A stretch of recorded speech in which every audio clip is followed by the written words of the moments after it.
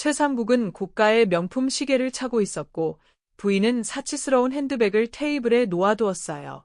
안녕하세요, 할아버지. 민수가 먼저 일어나 밝게 인사했어요.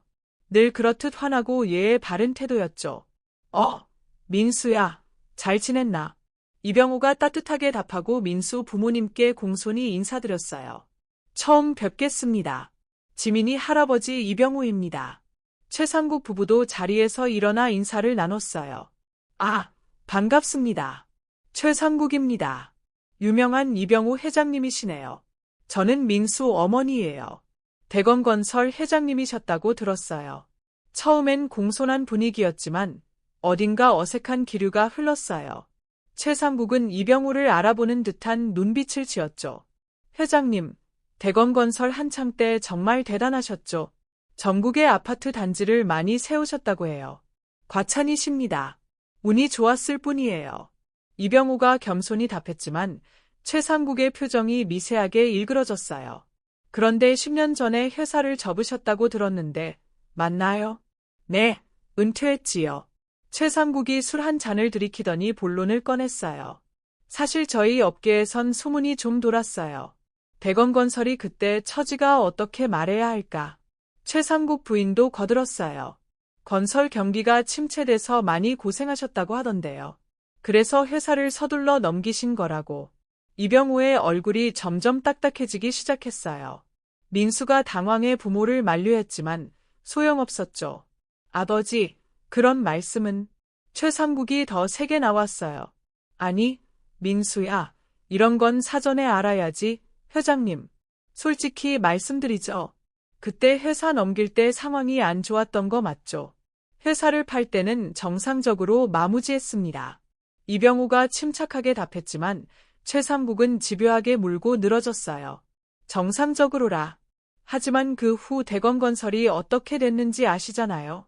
몇 년 버티지 못하고 파산했어요. 최상국 부인이 더 노골적으로 덧붙였어요. 그러니까 결국 회사 상태가 나빠서 미리 빠져나오신 거 아닌가요? 그래서 지금도 경제적으로 궁핍하신 거고 식당 공기가 얼어붙었어요. 지민의 안색이 창백해졌고 민수도 아버지를 막으려 했었죠. 최상국이 취한 목소리로 이어갔어요. 옛날엔 화려하게 살았다면서요. 그런데 지금은 그냥 구석방 늙은이잖아요. 회사도 못 지키고 빚만 산더미라던데 우리 아들 인생 망칠 생각 마세요. 최상국 부인까지 합세하며 직설적으로 쏘아댔어요. 회장님이었다 해도 결국 실패자잖아요. 지금 무슨 수익으로 우리 민수와 지민이를 결혼시키겠다는 건지. 지민이 더는 견디지 못하고 눈물을 터뜨렸어요. 할아버지, 저 화장실 좀. 지민이 눈물을 삼키며 자리를 피했어요. 민수도 황급히 지민을 따라 나갔죠. 이병우는 차갑게 물잔을 내려놓았어요. 그의 눈빛이 예리하게 빛났어요. 평생 이런 굴욕을 당한 적이 없었죠. 최 사장님, 제가 회사를 어떻게 마무지했는지 제대로 아시고 하시는 말씀인가요? 이병우의 목소리는 여전히 차분했지만 그 안에 서리빨 같은 분노가 스며들어 있었어요. 그게 소문으로 들은 거라 정확하지 않을 수도 있지만 최상국이 약간 주춤하며 답했어요. 하지만 이미 돌이킬 수 없는 상황이었죠. 오늘 모임은 여기서 끝내는 게 좋겠군요. 이병우가 조용히 자리에서 일어났어요. 그때 민수와 지민이 돌아왔어요. 지민의 눈은 붉게 충혈돼 있었고 민수는 죄송한 얼굴로 고개를 떨궜죠. 할아버지, 정말 죄송해요. 민수가 떨리는 목소리로 말했어요. 이병우는 손녀의 어깨를 안아주며 식당을 빠져나왔어요. 그날 밤 집에 돌아온 이병우는 오랜 시간 침묵을 지켰어요. 지민도 울먹이며 할아버지를 위로하려 했죠.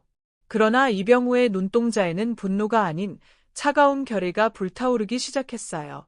상견례 다음 날 아침, 이병우는 평소보다 더 이르게 깨어 있었어요.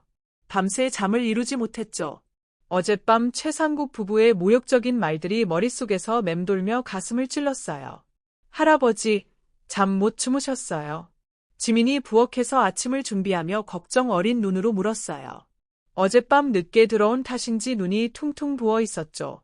괜찮아, 지민아. 너는 어때? 저도 괜찮아요. 할아버지가 더 마음 아프셨을 텐데. 이병우는 지민의 머리를 부드럽게 쓰다듬으며 깊은 생각에 빠졌어요. 최상국이 한 말들이 단순한 억측이 아니라는 직감이 들었어요. 너무 세부적이었거든요. 아침을 마친 후 이병우는 먼지 쌓인 전화번호부를 꺼냈어요. 옛 동료들의 연락처가 빼곡히 적혀 있었죠. 그중 하나를 골라 전화를 걸었어요. 여보세요. 김 전무님. 나 이병우야. 회장님. 정말 오랜만이시네요. 어떻게 지내세요? 김 전무는 이병우가 대검건설을 이끌 때 함께했던 파트너였어요. 지금은 다른 건설사에서 근무 중이었죠. 잘 지내. 그런데 김 전무님, 최상국이라는 사람 알아? 최상국이요? 그 사람 알아요. 지방에서 제조업하면서 최근 서울로 확장하려고 여기저기 뛰어다니던데요. 예, 그러세요. 어제 만났는데 내 사생활을 너무 자세히 아는 것 같아서. 김 전무가 잠시 말을 끊더니 조심스레 말했어요. 회장님, 그 사람이 주변에 회장님 이야기를 캐물었을 거예요. 나한테도 연락 왔었어요. 이병우의 표정이 얼어붙었어요. 어떤 걸 물어봤나? 대검건설 팔 때 상황이 어땠는지, 지금 회장님 사정이 어떤지 그런 거요. 이병우는 주먹을 움켜쥐었어요. 최상국이 사전에 자신을 조사하고 어제 그런 치욕스러운 말을 던진 거였죠. 더 자세히 알려줄 수 있나? 사실 그 사람이 업계 여러 사람들에게 문의했어요. 회장님 퇴직 과정이나 현재 재정 상태를 파헤치더라고요. 처음엔 사업 때문인가 했는데. 그런데 김 전무님, 한 가지 더 궁금한 게 있어. 뭐든 말씀하세요. 최상국 그 사람 회사 형편은 어때? 김 전무가 잠깐 고민하더니 말했어요. 그 얘기 하려다 잊었네요. 그 사람 회사 상태가 별로 안 좋아요. 겉으론 번듯해 보이지만. 이병우는 주에 깊게 들었어요. 무슨 문제가 있지? 제가 아는 은행원한테 들었는데 최상국 회사가 대출로 간신히 버티고 있대요. 담보 대출만 35억쯤 되고 갚을 기한도 얼마 안 남았어요. 이병우의 눈빛이 서늘해졌어요. 김 전무님, 그 은행이 어딘지 알 수 있을까? 한국은행 대구 지점이에요. 내가 확인해봤어요. 그런데 회장님, 혹시? 고마워. 큰 도움이 됐어. 전화를 끊고 이병우는 한참 생각에 잠겼어요. 최상국이 자신을 업신여기며 한 말들이 떠올라 가슴이 저려왔죠. 구석방 늙은이, 빚더미, 아들 인생 망칠 거. 그 모든 게 의도된 굴욕이었음을 깨달았어요. 오후에 이병우는 또 다른 전화를 걸었어요. 이번엔 다른 동료에게요. 박 상무님, 나 이병우야. 회장님, 오랜만입니다. 박 상무님, 한국은행 대구 지점장과 아직 연락해. 네, 종종 해요. 예요. 개인적으로 알아보고 싶은 게 있어서. 최상국 그 사람 회사 상황을 확인할 수 있을까? 박 상무가 약간 망설이다 말했어요. 회장님이 직접 원하시면 제가 연결해 줄게요. 저녁 무렵 지민이 돌아왔어요. 할아버지, 오늘 하루 어떻게 보내셨어요? 옛 동료들과 통화 좀 했어. 지금 상황이 워낙 힘들어서 시간을 좀 더 주시면. 아니요, 그게 아니라. 사장님, 좀 충격받으실 수도 있는데요. 박지연이 말을 머뭇거렸어요. 대체 무슨 말씀인지요? 저희 은행이 보유한 귀사 채권이 다른 분께 넘겨졌습니다. 최상국은 순간 숨이 턱 막혔어요. 채권 양도라니 그게 무슨 소린지 머릿속이 혼란스러웠으니까요. 그게 무슨 뜻인가요? 개인 투자자가 귀사 모든 채권을 사들였습니다. 총 50억 원을 현금으로 치르셨어요. 최상국의 뇌리가 복잡하게 뒤엉켰어요. 누군가 내 빚을 대신 떠안아 준다는 건가? 아니면 빚의 주인이 바뀐다는 건가? 갑자기 그런 일이. 누가 그런 거액을?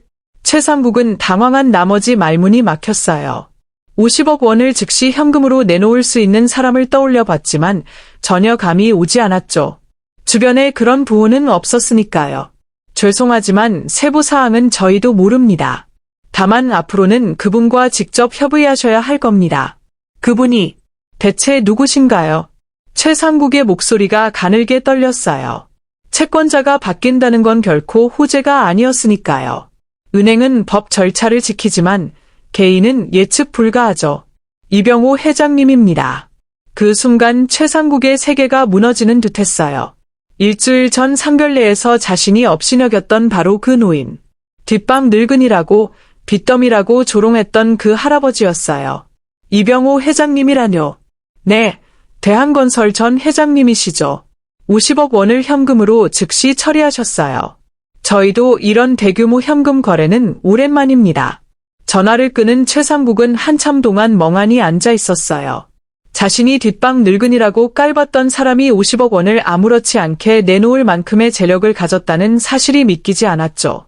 게다가 자신의 빚을 사들이기 위해 말이에요. 아, 이게 어떻게?